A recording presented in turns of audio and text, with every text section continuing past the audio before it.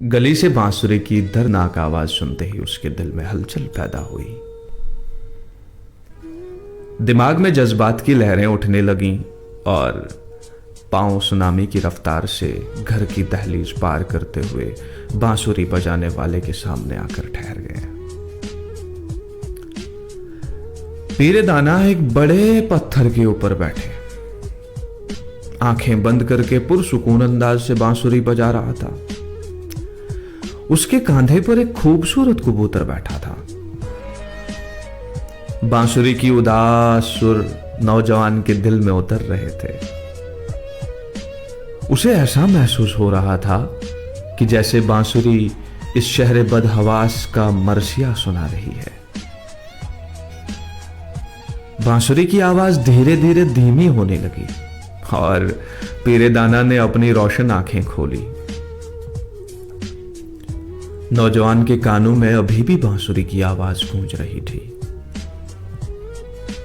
नौजवान के शकील चेहरे को देखकर पीरे दाना के होंठों पर तबस्सुम फैला और उसके मुलायम लहजे ने नौजवान को अपनी तरफ मुतवज्जा किया।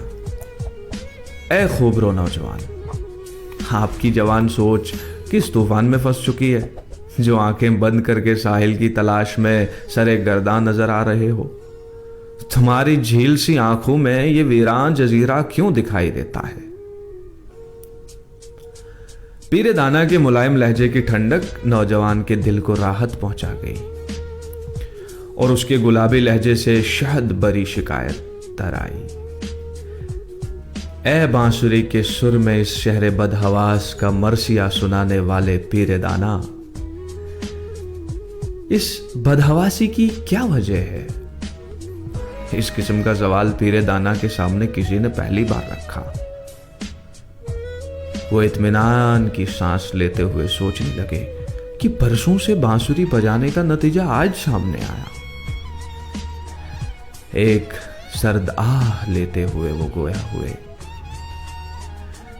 इंसानों के दिमागों में नफरत के सांप रेंग रहे हैं और दिल इंसानियत की जरखेज मट्टी से खाली होकर पत्थर बन चुके हैं। अब ये बदहवास होकर जिंदगी की दौड़ में दौड़े जा रहे हैं।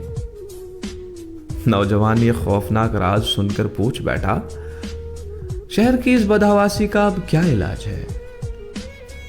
बस दिमागों से नफरत के सांपों को निकाल कर दिल में मोहब्बत के कबूतर बसाओ।